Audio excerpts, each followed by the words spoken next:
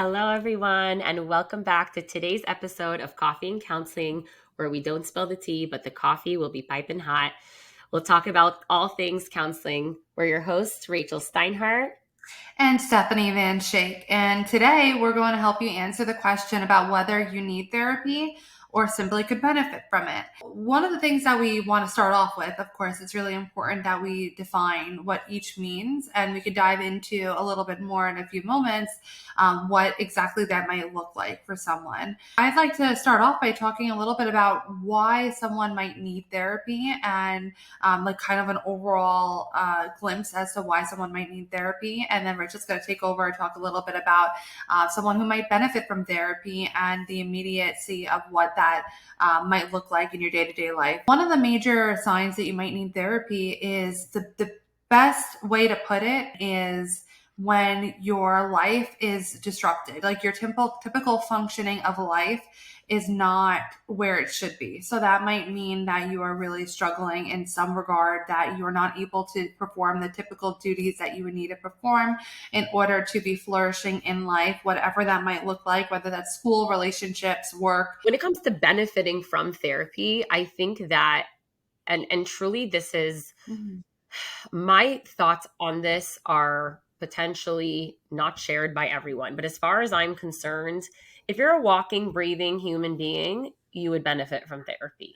At the end of the day, none of us are put on this earth in a perfect form, and none of us leave this world in a perfect form. And understanding that there's always room for growth. There's always room for us to understand ourselves, how we interact with the world. Every person is working on something. Every person is struggling with something. And truly, the therapeutic process, especially when you are matched with the right therapist and the right therapist for you, can be such a transformative experience. And just truly helping you get to your best self. And when you're getting to your best self, everything else in your life is domino affected after that. When you understand yourself better and you understand why you tick and why you think the way that you think and why you feel the way that you feel, your interactions with the world around you are different for the better. And you can live your life much closer to a healthier, well off in terms of just spiritually, emotionally, health wise, that you would hopefully want to live than living without it.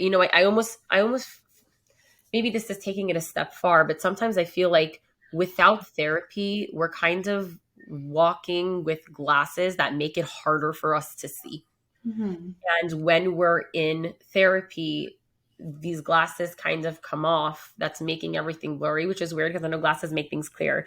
But, Like the bear goggles. yeah, the weird goggles, right? Mm-hmm. So it kind of gives you this clarity and understanding of, oh, and you now have this insight and this skill set and these tools and this education to have a better grasp on your own life and be more in the driver's seat of your life, which is what any good therapist really wants for you to master yourself and your life. Mm-hmm. And that's why, as far as I'm concerned, I think anyone would benefit from therapy as long as you're with, a professional, licensed, good therapist that is the correct fit for you and your needs. I would agree with you. I think that most people can benefit from therapy. It's just making sure that you're getting the right therapist with also boundaries that you might not need it forever or benefit from it forever. My goodness, I cannot speak today. So you might not benefit from continuing on therapy forever. It really depends on a lot of different scenarios. So that's just about communication and making sure that you are continuing to be on the same page. Because with anything, even good things, sometimes too much of a good thing is no longer beneficial. You and I've talked about this, having a place with clients where we reach this different kind of spot of maybe I'm not actively working on something, I'm not curing something, I'm not managing a disease. However, I'm in a management space of just like my mental health. And so the way that I like to think about it is For some people, their support system is limited. And even for the people whose support system is not limited, not everyone is a good active listener. Not everyone is going to respond to you in the way that you want to be responded to when you're sharing these vulnerable moments, or even when you're just sharing your day. And what I've seen with a lot of clients is they really benefit from just knowing I'm like the sounding board. I'm just like the safe space to vent to. I'm the person that they're like, you're holding me accountable and making sure I'm not like walking myself off the deep end, and that doesn't have to mean something so intense. That could even just mean like spiraling on a bad day. But I think what's really important when you hit that space, and we'll talk about this more in future sessions, is just making sure that your therapist is very transparent with you about what it is that you're working on and what you are doing and what place of therapy you're currently in when you're hitting that space. Because some people don't realize that they've entered that space and then they're like, why am I still here? Mm-hmm. So I do think that that's a conversation that needs to be had. And again, I don't really want to go into that further because that will be a different session that we have. But there is a space of management where if a client feels like they got what they needed out of it, sayonara. If not, or if they feel like they did get what they need out of it, but they would still benefit from continuing to talk to somebody just because it's a healthy thing to have. It's like a gym for your brain. Go for it. Yeah. I think it's just about knowing what you're getting out of it as you are participating in the therapeutic journey in that way, Mhm. that there's a mutual understanding between the therapist and the client. But I know, Steph, you were talking about in terms of needing therapy, Mhm. kind of levels of functionality. Can you talk to us a little bit about, what are examples of issues with levels of functionality and what that might look like for someone? So when we talk about level of functionality, this goes back to this idea that if you are unable to go through life in the way that you would want to and or need to. So some things in our lives are optional, some things are not optional. Of course, relationships, generally speaking, romantic relationships you want to be in, you don't necessarily need to be in, but it's important that if that's something that's in your wheelhouse, is something that you desire, that you need to make sure that you are able to commit to that. And if you are unable to communicate, for an example, or you're unable to be vulnerable with that person, even though technically, yeah, you don't necessarily need to be in that relationship. If you desire to be in that relationship, that's an area that you're going to need therapy in, because for some reason, maybe it's your past traumas or your past relationships, or something about that person might be triggering something within you that you're not really sure about. It's something that it would be important for you to get therapy in order to pursue that relationship and have a healthy relationship. There's some things in our lives that are not so optional, like we need to work, we need to pay bills, and that's another area that we might need therapy. If you are unable to do the duties of your job, if you're unable to have functional communicative relationships with your coworkers, maybe you're having angry outbursts at work, that's a problem, and that would indicate that there's something that needs to be tended to through therapy and that you need therapy for. So we have different things whether it comes to work or relationships. It could be familial relationships that I think everyone has some relationship in their, family or a friend group that's so important to them, but it's a hard relationship to tend to or to have boundaries with, whatever that might look like, and being able to figure out a way to deal with that so that you can have that person that you love as part of your life. That's a really good opportunity where therapy could be really helpful for that. So those are some of the things that might be disrupted, and that would indicate you might need therapy. Another avenue is when you really are struggling with your purpose and you're not really sure, what are you doing? Like, is this worth it? Why am I here? And that could be very existential in nature. Not everyone has a religious support that, you know, you and I have, Rachel, that, or the sense of purpose. And if that's not something that you have at this point, a good therapist and an appropriate therapist could be really helpful with you to help explore that further. Maybe that is, religion might be part of that to some extent, depending on what your background is, what it is that you desire, what it is that you just are looking for out of life. But even separate of religion, there needs to be other ways that you might be able to get a sense of purpose. And that's something that therapy could be truly helpful for. There's a few more things that is important to talk about. Uncontrollable emotions, like we talked about before. If you're having angry outbursts at work, or you feel, and a lot of us do have this good idea as to when our emotions might not be appropriate for the situation.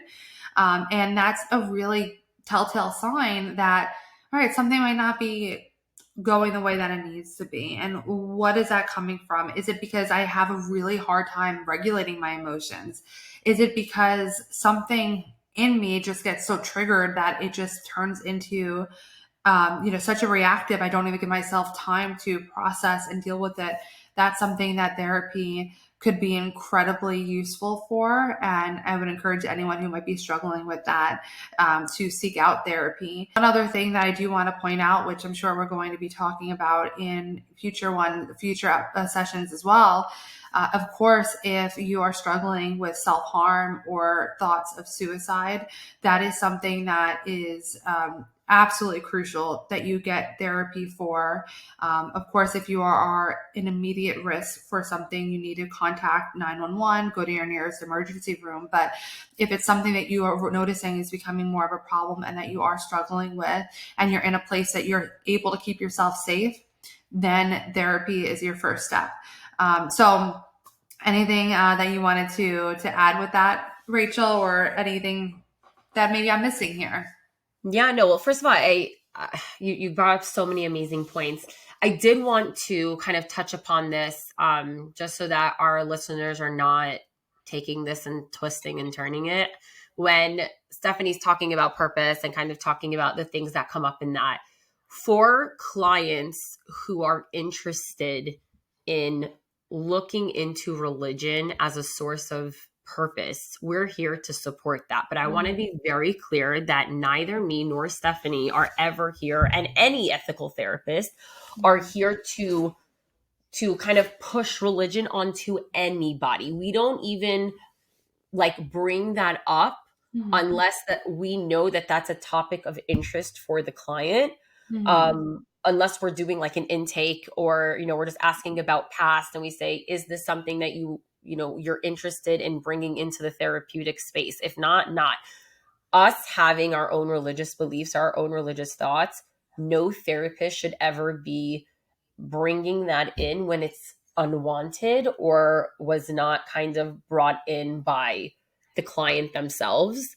And I don't ever want anyone to think that that is something to be expected in therapy, or to be turned off by the concept of talking about purpose, or also by talking to therapists that have their own religious beliefs. At the end of the day, that's part of our job, is to keep our personal thoughts and our personal beliefs separate from the work that we do with clients. You are the master of your own life. We're not here to tell you what's right, what's wrong, what you should be doing. It doesn't matter what we think. We don't have something above clients that we get to tell them the right way in which to do things. So I just really want to clarify that, because I feel like, especially in today's space, that could be taken and twisted and turned and flip-flopped all over the place. So, when Stephanie was saying that, and that's exactly what she said. So I'm just reiterating that if that is a part of it for a client, absolutely, we're going to create that safe space to talk about it. But if it's not, and that's totally fine. Thank you, Rachel, for clarifying and making that crystal clear, because that is absolutely the case. And I know I speak on both of our behalfs, that we have clients that absolutely have different beliefs that we do, and we are able to treat them, and we do treat them just as we would treat anyone else. Our beliefs are not something that we ever push on to anyone.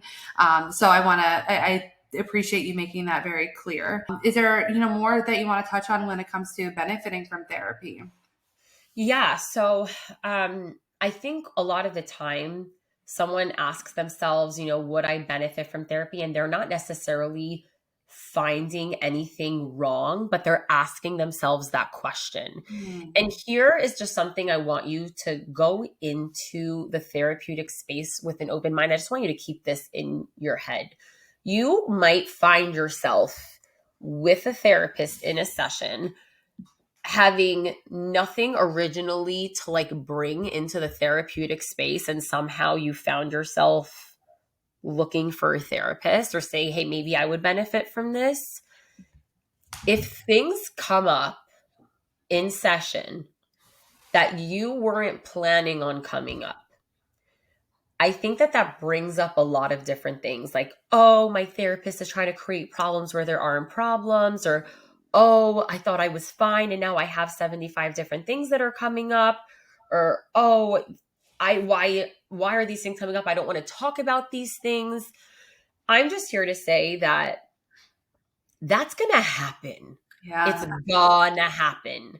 A lot of the time, as I've said before, if you're a walking, breathing human, you're gonna benefit from therapy. And what ends up happening is if you find yourself sitting with a therapist and you have never had a therapeutic experience, things are probably gonna come up for you that Mhm. you weren't planning on dealing with or bringing up or even thought is like an issue for you. And now all of a sudden you're like, oh my God, I came into this session totally fine. And now I'm leaving this session feeling like I'm on the verge of a mental breakdown. Mhm. That doesn't mean you just spoke to an incompetent therapist. That actually probably means you spoke to a pretty good therapist, unless you're talking to that small percent that is honestly trying to find problems where they don't exist. That does happen. And we are going to talk about that in a future session. Mhm. But for the most part, if you're just finding yourself going through an intake and going through history and bringing things up, and your therapist is like, I'm sorry, you experienced what? Mhm. Or like, bringing something up and find your therapist say, wow, that must have been really hard. And all of a sudden you're feeling like, yeah, that really was hard. And I never really gave that a minute. If you're finding that happening for you, when you're going into therapy thinking, oh, this is just going to benefit me, I'm going to give my brain a little cute little workout. Um, it's okay, and it's normal, and it's to be expected, and it's extremely incredibly common because we all come with a suitcase of crap that we have Mhm. to deal with. Excuse my French. We all come with our big T, little t traumas, with our stories, with our experiences. And when we've never given ourselves a minute to kind of work through them, or even if it's not really trauma work, but you're just trying to understand, like, why you, like I said with the benefiting, part of understanding why you see the world the way that you do is unpacking certain things. Mhm. That's to be expected. And Yeah. so, not thinking that something's wrong or something's off or you should run in the other direction. If you find yourself looking for a therapist for the benefiting reason and then staying with the therapist for the needing reason, Mm. or again, like I like to talk about the shades of gray, the shades of rainbow, that could be a shade of rainbow. You're somewhere in between there, and that's totally fine. Don't get scared. Don't get concerned. Don't get in your head. If that happens, it's completely normal, common, happens all the time. I don't know, Steph, how many times you've seen that in your, Yeah. with new clients, but it's so common. Totally. And oh my goodness, I have so many things that I want to respond to everything that you had just said. You brought up so many good points. And to start off from, going back to what you had said before, when you said about there might be like this whisper within you, like, oh, could I benefit from therapy? Should I seek out therapy? The first thing and the most important thing I'd like to contribute to that, in my opinion, is that if you are having that thought, listen to it, because a lot of times our gut is communicating to us in different ways, or intuition, whatever you want to call it. And usually if you are exploring that or starting to question that, it's something in you is telling you, I should do this. And whatever that reason is, it can't hurt to start looking for therapists, trying to explore. And I know that this is something we're going to be talking about in the future, and probably many episodes going to be throughout our sessions. But one of the topics is the true importance of having a good therapist. To touch upon all of your points when you said that you might be going in with this idea of wanting to benefit from therapy and then all these things coming up. Therapy, a lot of times, especially early on, doesn't always feel good at the end. When you have the end of the session come up, and so I know we all want to put a nice pretty bow on it and kind of send you off for the week. And as therapists, we do have that inclination, but that's not always the best thing or the most appropriate thing. Sometimes it is. Sometimes we need now we need to put this on a shelf and we'll open it back up next week. But a lot of times that's not the case. So sometimes you might end a session and really have a lot of feelings that you weren't expecting for that session. Maybe you were, and that's okay. And it's important to be honest with your therapist in the next session that you have about whatever might have come up for you with that. But all this is normal and all this is okay. And one of the analogies that I use to help my clients understand this a little bit better, for anyone who has ever or even has a basic idea of crocheting, like if you were crocheting a blanket and you messed up at some point and you realize like once you're close to being done or done with the blanket that you have a couple of areas that you didn't do the correct stitches for, or whatever you call them, a lot of times a crocheter is not going to just be able to patch them up. A lot of times they have to undo the blanket and go back to the mistake and fix it.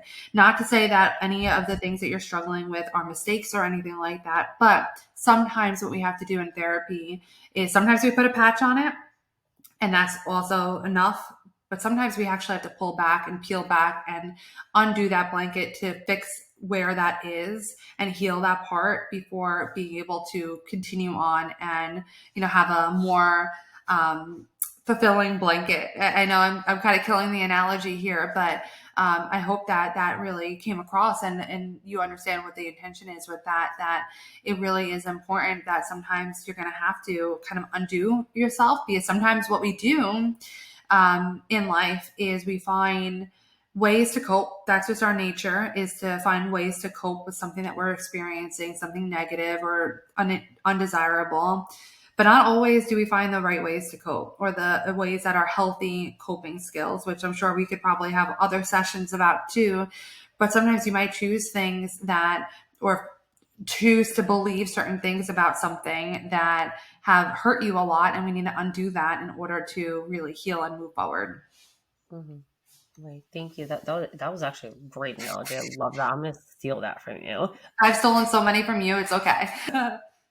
Yeah. So I just want to spend a couple of minutes, Steph, kind of talking to the listeners about, okay, I decided I want to try this therapy thing. How on earth do I even begin finding a therapist, figuring out where to go, who to ask for, what's the right therapist for me? So just to kind of break that down for you guys a little bit, I'm going to try to make this short and sweet, because this in itself can also become a little bit more lengthy and detailed. And if you have questions, please email them to us or write them in the comments. We're so happy to answer your questions.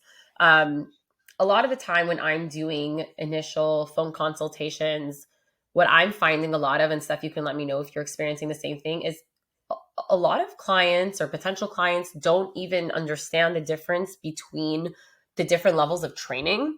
And as far as everyone's concerned, it's like just a bunch of random letters after our names. And they really do mean different things for how we've been trained. And that's not to belittle anyone or put anyone above anyone else. We just have different training.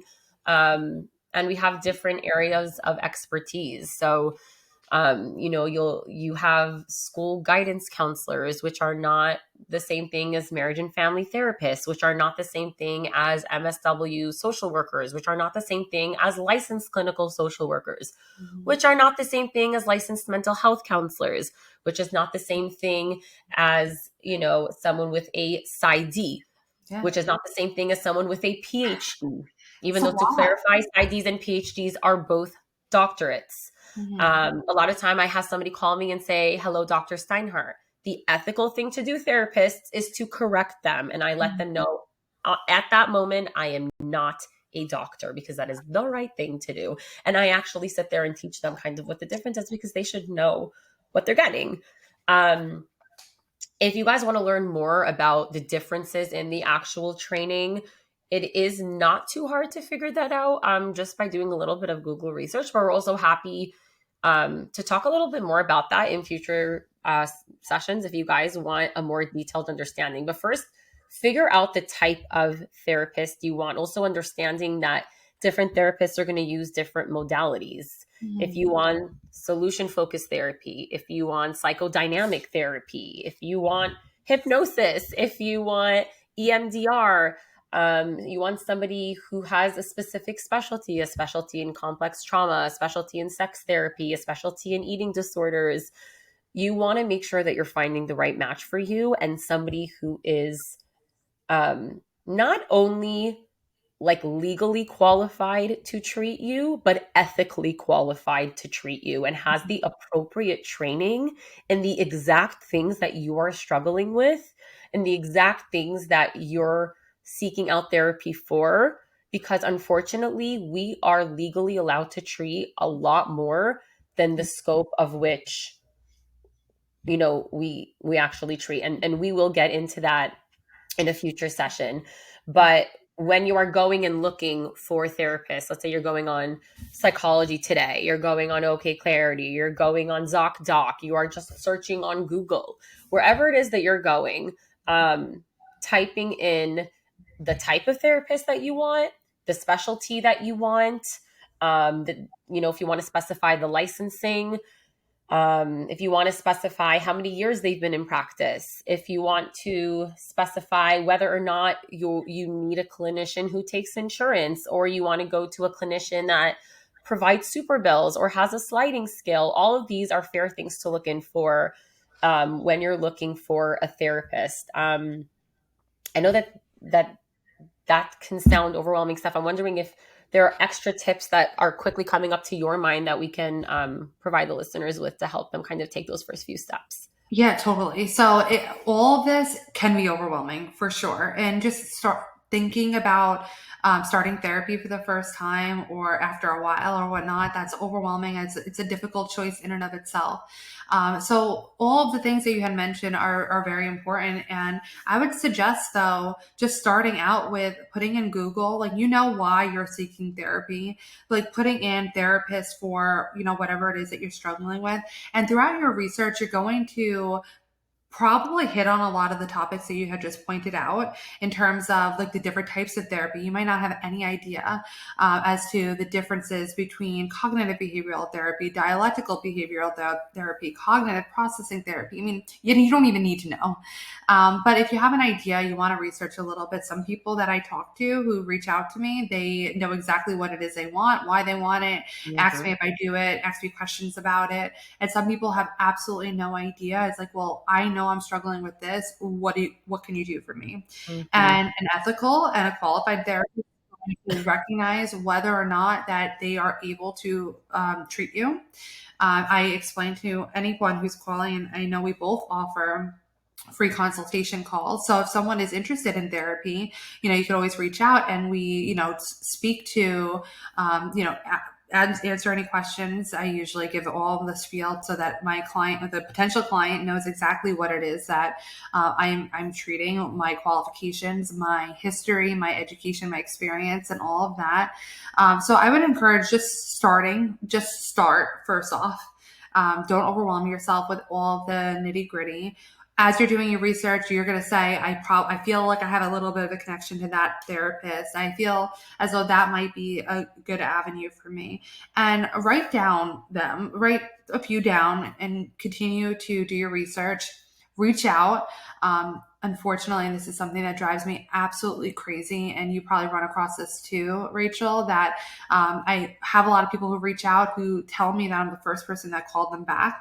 And that breaks my heart because, it's already one of our things that we are required to do in our license and, ethically is do no harm. And I think it does a tremendous amount of harm when, people are reaching out and they're most vulnerable and not getting any calls back. So I make it a point that no matter what, I reach out, whether it's a call or an email, and, at least getting one point of contact. I do my best to try to send you off. I don't think I can help you. I know people who I believe can, or I could help you do a little bit more research as to what it is that you need, what resources to look into. So that's that's something available. And you could always, any of you are listening here that want to know how to start off, reach out. We can help guide you in the right direction. Maybe it's one of us that you want to talk to, or, you are trying to find someone to do a specific type of therapy that maybe we don't do, and we can try to help you find that resource or direct you in the right resource for that. So I would say just get started, reach out. The people who reach back, that's a good indication in and of itself. Most professionals do offer consultation calls. Have that call, ask whatever questions you have, and you're probably going to have a good intuition as to who you connect with a little bit more, or what sounds appropriate or good for you. And then don't be afraid, and this is a whole other session in and of itself, but don't be afraid to therapy shop a little bit. You might find therapy shopping is not about finding the person who's going to say exactly what it is that you want to hear, because oftentimes in therapy, that's not what happens, and that's important. But someone that at least, and most importantly, that they're listening, they hear you, they're, working with you in their experience and able to help you, and listen to your gut with that. And if you have any reservations, talk to whoever you're seeing about it. Please. I always say to any of my clients that if you have any questions or any concerns about what I am doing, how I'm treating you, that we need to have transparency, and I will not take offense, because what works for you might not work for another person. And sometimes I use humor in my sessions. I know who I can use it with and who I can't. And if I did with someone else and, they don't find it, they don't want to do that, then we know. And I can explain why I did something, or we could change course. And, that's something that as therapists, it's really important that we're able to do that. And, we treat accordingly to whatever it is that the person is struggling with, but also developing that relationship, which is very, very important as well. So that was a long spiel. And I hope that most importantly, the best thing to get across is just start. Don't let all of this overwhelm stop you. Just start, and, reach out if you have any questions. We're here, and we could do, if we get enough questions, maybe a whole episode just answering your questions about how to find a therapist. Yeah, absolutely. I feel like we might get a lot of questions on that, so we might end up doing a session. But guys, just don't be intimidated. Like, I don't want to put words in people's mouth, but it's something I've heard quite a bit. That people are just intimidated to call therapists or to question us. You deserve to know what you're signing up for. You deserve to know the kind of treatment you're going to get. You deserve to know what you're paying for, quite frankly, or what your insurance is paying for. Ask away. And it's okay if someone's not the right fit for you. I tell people all the time, obviously within ethical bounds, but therapy is like dating. You have to find the person that you have chemistry with. You have to find the person you click with. You have to find the person that gets you and that you get them. And a lot of the time that doesn't happen on the first try. And if it does, amazing. And don't be discouraged. Right. And like Stephanie said, way back when in this session, it doesn't always feel good. And that doesn't mean that it's not a good match for you. That just means that there's a lot of work to do. Yeah. So don't be discouraged by that. But I hope we kind of helped everyone clarify the difference between needing therapy, benefiting from therapy, when is the right time for you to pick up the phone and start calling a therapist, and just have a little bit more clarity as to how to find one. Again, we're always here to answer your questions, and we're looking forward to seeing you guys in the next episode. Yes, thank you so much for being with us today. And as a reminder, please follow our Instagram account at Coffee and Counseling Podcast. Again, END is AND, Coffee and Counseling Podcast, and send any questions you have about the topic today or anything else. And we'll be answering them in future episodes. You can direct message us, DM us on Instagram, or leave a comment, and just make sure you let us know that it's for a listener question to be featured in the podcast. And there are other episodes available to you right now, just so you know, and just a reminder that we will drop episodes every Tuesday. So once you drink up all of those available episodes that you have now and your coffee, come back next Tuesday for our next episode. Thank you so much for being with us today. Please follow our Instagram at Coffee and Counseling Podcast and send any questions you have about any topic to us via direct message for a chance for your question be featured in one of our next sessions. You can also email us your questions or topic suggestions at coffeeandcounselingpodcast@gmail.com. Make sure to check out some of our other sessions available to you right now. Once you drink up all of those and your coffee, come back next Tuesday for our next session.